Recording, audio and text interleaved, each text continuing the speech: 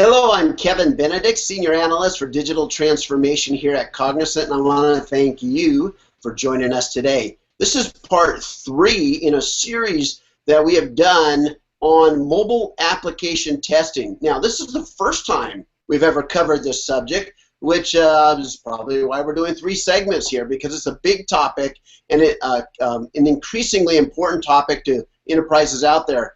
And our guest, and I'm going to welcome him back, Carlo Cadet. Carlo, thanks for joining us. Appreciate the opportunity to talk to you again, Kevin. Now, Carlo's calling from sunny Massachusetts, and he is the Director of Product Marketing at Perfecto Mobile, and they are experts in automating the process of mobile application testing. So on that note, Carlo, I wanted to dedicate this part 3 here to really understanding, if I'm a developer, how do I start from design to finish?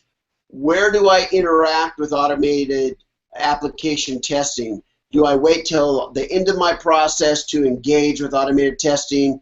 Or is there something I should be doing when I'm still at the whiteboard phase, where I'm building you into my project plan? How does that work? Walk us through it, Carlo. Sure. So best practice today is testing starts day one.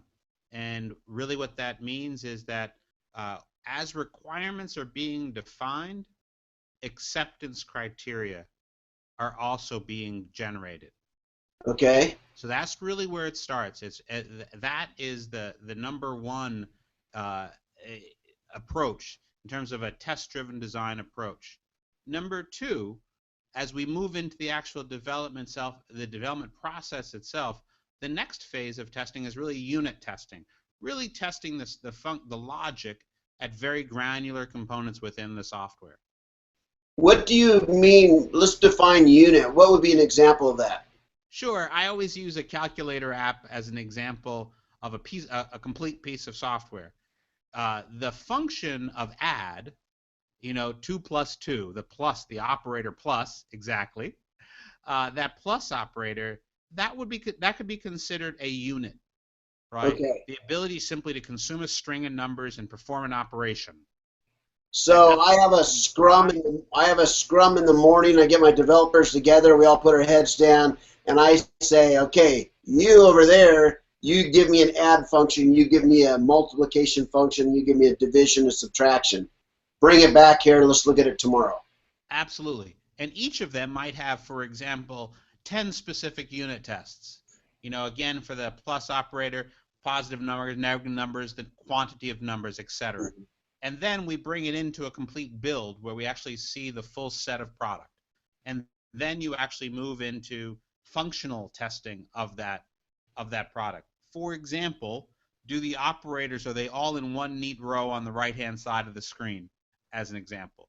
Another example would be, as I actually try to add 2 numbers or multiply new numbers, will that produce the correct result? And that's functional testing. And then the third area is, how long does it take for you to give me a response after I've put 2 plus 2? It should be it should be fairly quick. If it takes 20 seconds and I get the correct answer, yeah, sure, it works, but it's not useful because it took too long. And so that's the performance aspect, Evan. So walk me through this. I have 4 guys all working on units of code. How do they get in your service, and how do you test that in a manner that doesn't delay the project? I mean, how does that actually work? Do they go to a website, log in, upload their code, or walk me through that? Certainly. So number one, our strategy is to deliver our experience, our service within the environment they're using. So for example, for Android development, the Eclipse development environment is the dominant development environment on the market today. Our service comes right through, embedded in that development environment. Number two, tools such as TestNG or JUnit, unit test frameworks, are natural tools for those guys to be using within that environment. So we've actually provided extensions to make that work. Part 3, Selenium as an example, which is the dominant test framework for Java testing today. We've taken that browser-based test framework and extended that to work on real devices. That's clearly an innovation that Perfecto has delivered to the market. And so we want developers as well as dev test teams to utilize their existing tooling. So we've not forced them into a new environment, but rather we've brought our capability into environments they're very familiar with already. Got it. So how do they get their error or bug report? Does that come off of a website or does that come out of something on their desktop? It'll come right through their browser as HTML. Okay. So they execute a performance test or manual test, and once they once they finish that task, they get a comprehensive report that includes test by test execution, step by step execution results, screenshots for each test, a complete video report, as well as device files with timestamps to those test steps. Got it. So if I'm the project manager for this calculator app, if we would, let's use as the scenario here. Sure. Do I get all these reports and I see here that there's some things we need to work on in all four of these different units. So then when I have my Scrum in the morning for agile development, I then assign back to those developers what they need to improve today or fix, and then bring back the results the next day. Is that kind of how the system works? Precisely. And for some organizations, they're really actually taking that a step further and automating that process. That as soon as their developers submit code, that triggers a continuous integration cycle where it builds with last known good components from each of their peers. It includes automatically triggered testing or automating testing that occurs, and they get emails via that CI server. Hey, Kevin, your section of the code had the following errors. Carlo, your section of the code had following errors. Carlo, these are also all the areas of your code that worked. Got it. Sounds like you've been taking to heart the whole agile philosophy of development, and you've integrated this within your processes. Am I understanding that correct? That's exactly right. What we've tried to do is bring our capabilities into the development and test environments that enterprises are using today, providing And them a so is seamless agile the experience. preferred with most developers today? I think almost all development teams are moving in the direction of agile. And if they don't necessarily use that word, I think when we interact with the customers, we see the push for A, to accelerate, and B, the process of starting the testing earlier, starting it at unit, starting it right there at that CI process that I just mentioned. And we refer to that, and the industry refers to that as shift left.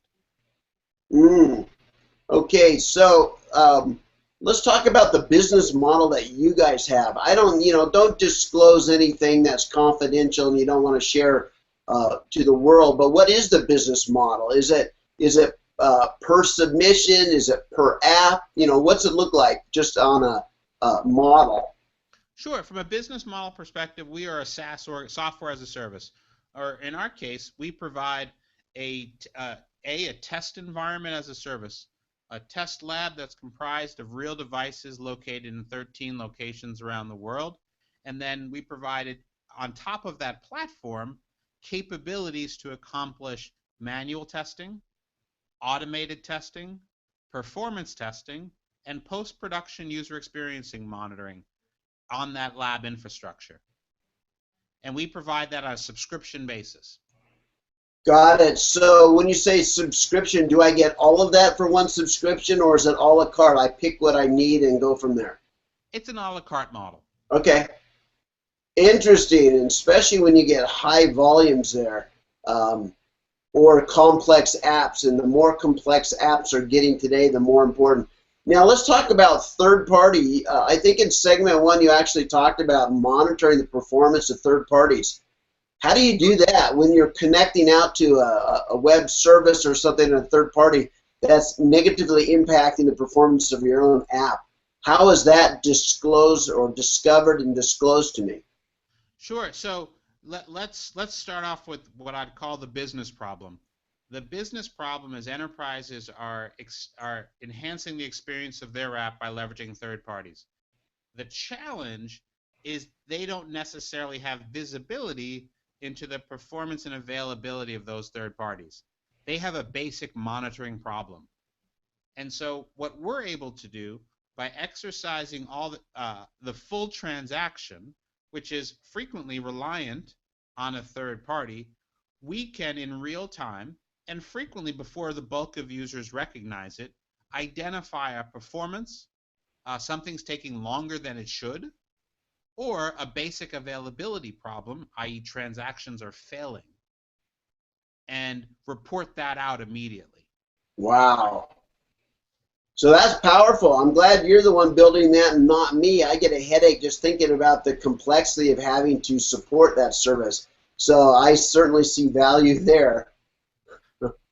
It provides a tremendous value. I'll give you an example, Kevin, and this is relatively fresh. We've had one of our customers, or actually it's a number of them, that rely on social media as to being their first line of indications of when some things don't work. Yikes. Because users are unique to the mobile channel. Users vocally complain, and they complain via tweets and Facebook. And so some organizations actually monitor social media to learn about outages.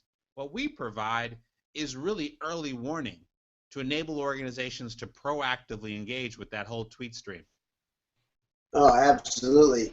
Yeah, the Starbucks app that came out a couple versions ago, most of the time I'm driving up to a drive-up window, and their new app has this tiny little button for pay that it's so hard to look at with one hand driving up to the door and just trying to find it to push it so you're ready to pay.